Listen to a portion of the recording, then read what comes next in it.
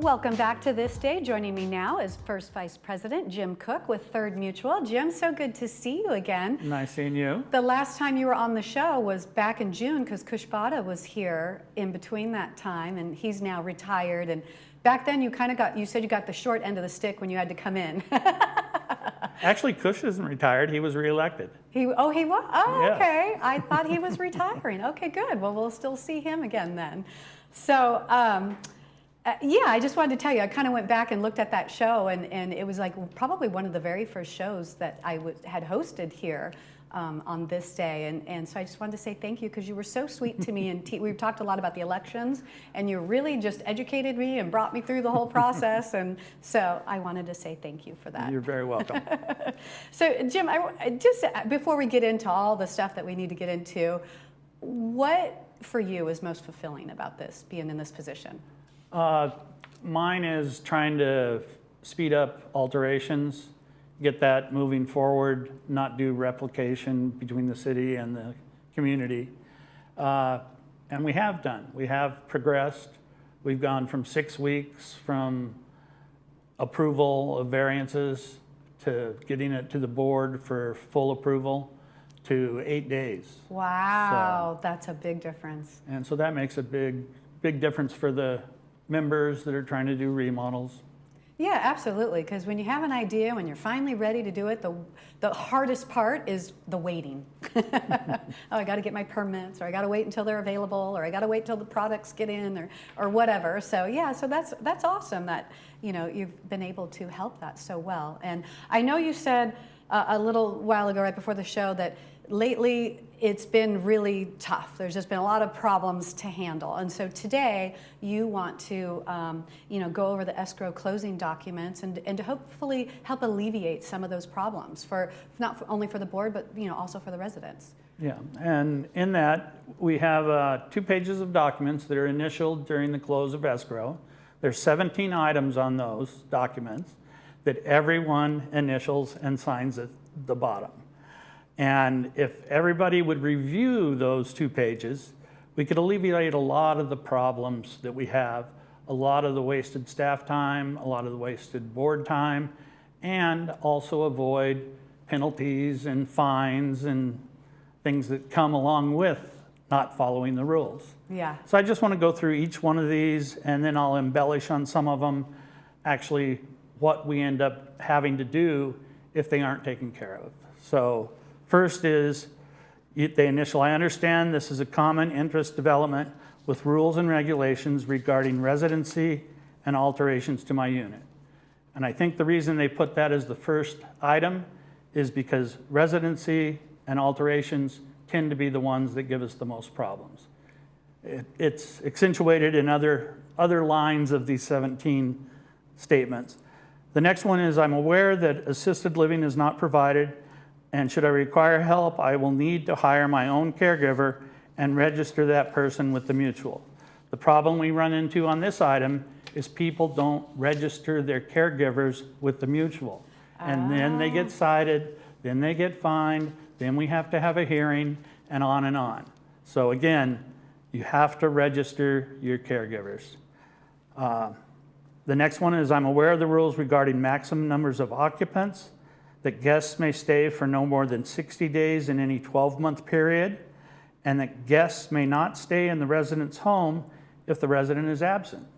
Again, this is an issue where people get cited, people get fined, we have to have a hearing, and if you just simply read what you signed and follow the rules, it saves everyone money, because anytime this stuff goes on, staff time costs money, hearings take time, staff time costs money. All that money keeps coming out of members' pockets, and that's why we have to raise the monthlies.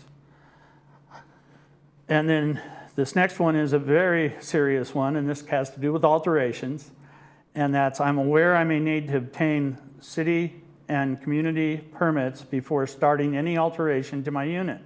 I will be financially responsible for the maintenance of any alterations to my manor, even when the mutual performs the work.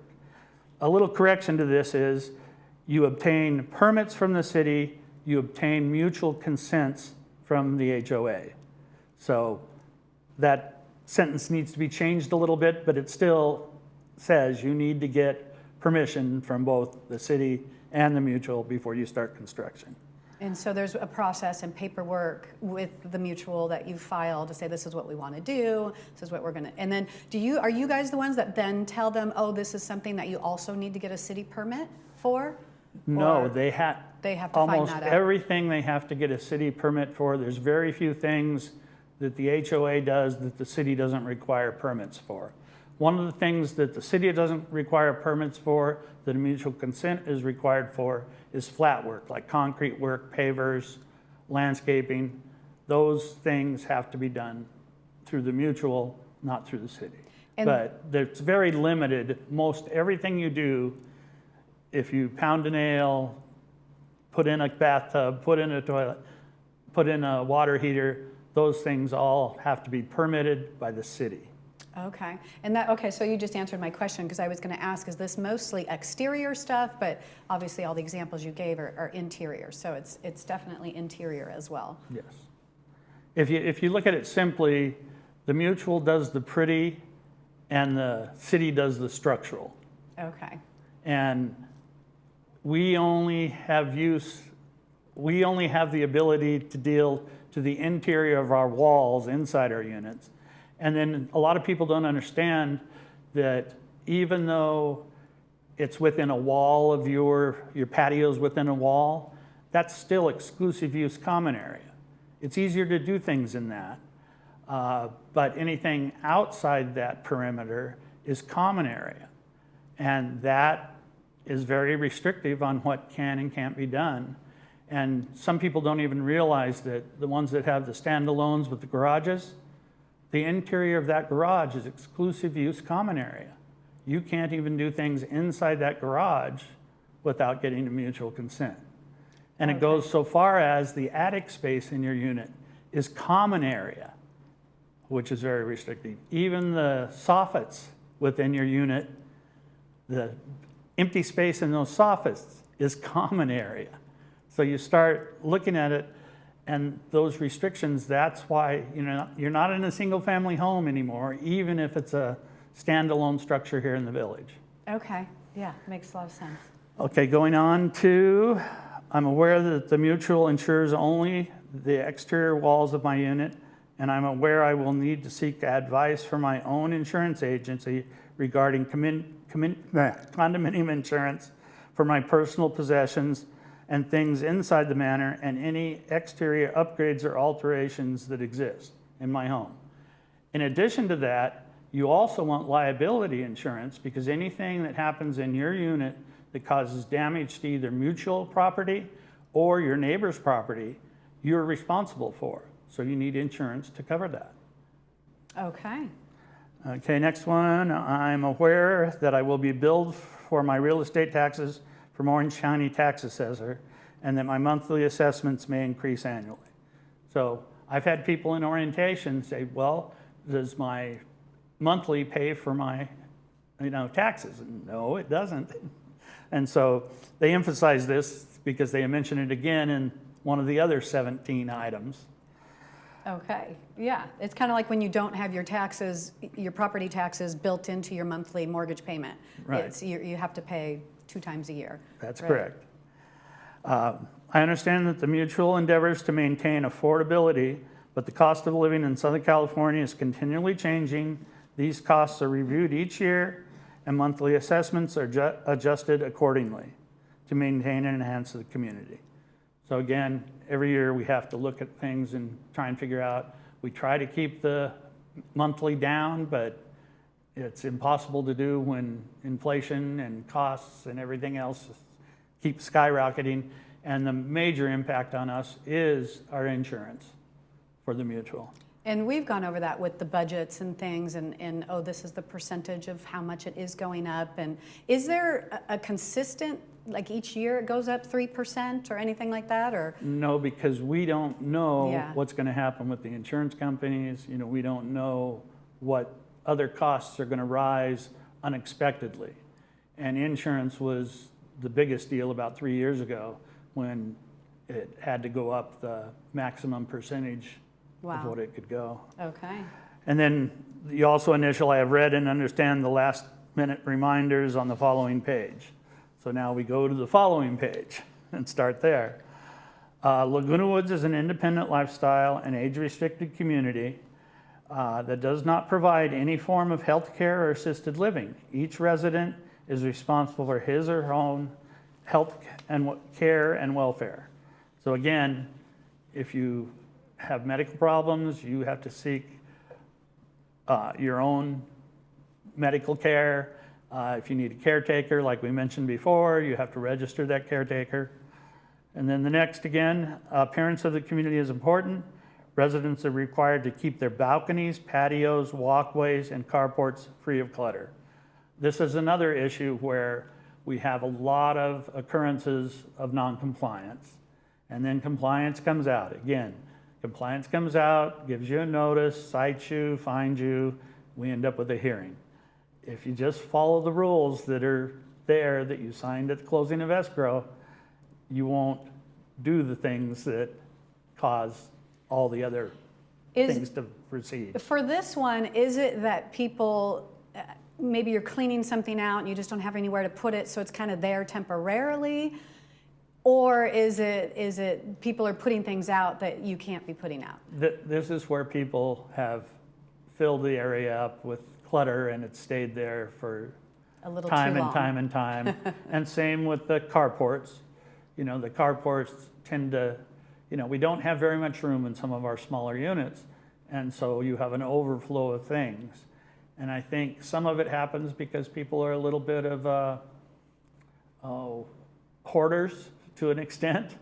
And we had a lot of room when we had our single family homes to do our hoarding. Yeah, you're taking a whole lifetime but and now the overflow bringing it down. overflows into the common areas and exclusive use common areas.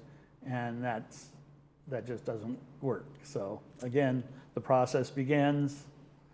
Is there a time frame that you'll give people, like, okay, we've seen it, we'll give it a week or whatever, or Yeah, or are you like patrolling these types of things all the time? Nobody is patrolling to try and find these things. If they just happen to come upon them when they're checking one that was a complaint. But most of these things are some other member has complained and then we go out. Because we don't want to waste the staff time just driving around the neighborhood looking for violations. You know, that's not how it works. It's Right. when it becomes something that's an annoyance to the other members and they report it, the majority is found that way. Okay. Let's see. Balconies, okay. When moving into the community, residents are asked to break down and stack their moving boxes next to the trash dumpsters or at curbside. If there's a weight and volume restriction, I don't know what that weight and volume restriction is, but if you get over that, you can call resident service, arrange to have the excessive moving material hauled away as a chargeable service. And chargeable services within the community, there's a list of those on the website where you can actually get things done within the community, but it may take a little while because again, we only have so much staff, we have a lot of vacancies. And so you can still do things that are chargeable service and they are generally competitive with the outside world or better than the outside world. So, Okay. Owners are required to check with the manor alterations department before making any structural or landscape alterations. And it gives a number to contact manor alterations. So if in doubt, go either call alterations or go in to alterations to the counter and ask the questions. And make sure you tell them you're from Third Mutual. Because again, there's different rules for United from the rules for Third Mutual, and you don't want to get them mixed up. Okay. Good to know. Next is where they're repeating some of the things that they've already said. Relatives and other guests may stay overnight for a total of 60 days in any 12-month period. Relatives and guests may not stay in a resident's home during the absence of the resident. So this has been emphasized. You initialed this same item twice. So you have to understand, again, that's where violations occur. Generally, neighbors will say, hey, this person's living there. It's a third person, you know, living in a unit where only 2 people are registered. So as far as that goes, you really need to follow the rules. And then board approval is required for all persons wishing to reside in the community. Contact community services at this phone number before any change in residency status. So again, if you're going to bring a third person in, you need to get approval and consent from the board. And along with that, the maximum number of persons allowed to occupy manor is equal to the number of original construction bedrooms plus one. And there's additional fee, monthly fee for the third occupant. There's a fee from GRF, which is $100 a month, and a fee from third, which is $50 a month. And what that covers is basically you're using the water, you're using the facilities, and the GRF is higher because the facility cost is much higher.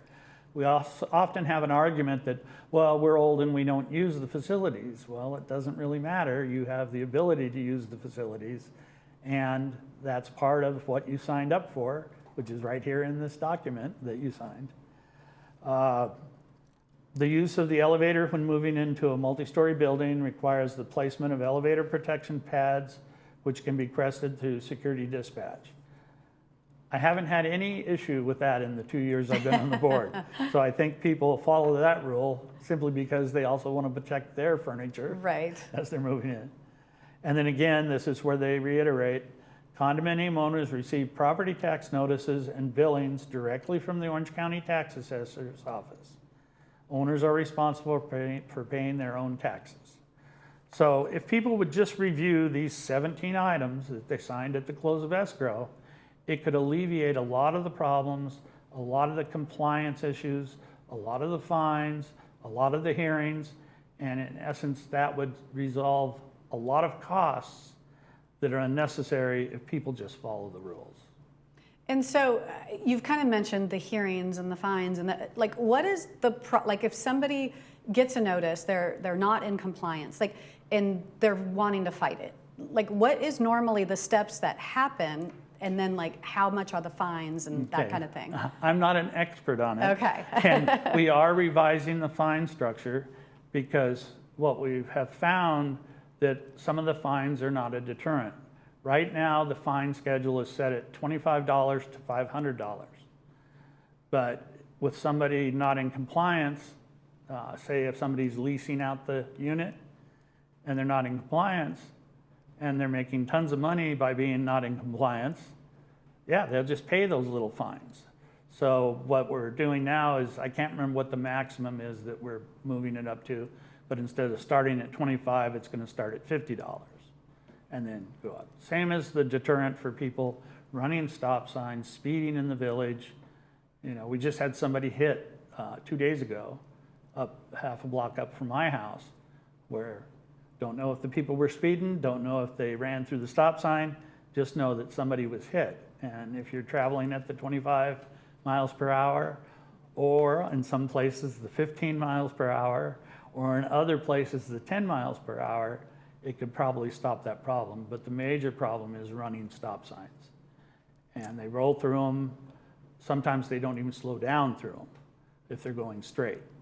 So to avoid problems, and again, somebody's not going to recover. We're at an age where we don't heal very well when we get hit.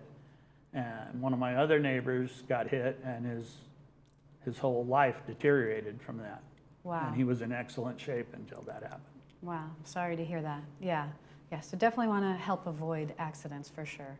Even little fender benders, right? Even a 10 mile per hour accident can be serious. Yeah, big old 2-ton car hitting a 75-pound little tiny person. So. True. I got hit getting on the on-ramp here at El Toro once, and the hit didn't even put a single dent on my car, but it was loud, and you felt it. And my son, who was in the very back seat, like, he got a concussion from it. So, yeah. Well, thank you so much for coming in, Jim, and going over all of this and explaining it for us. Appreciate it. And again, just want to encourage people to review the documents they signed at close of escrow. Absolutely. Well, thank you. So good to see you. Thank you. Don't go anywhere, because we have announcements and weather coming up right after this.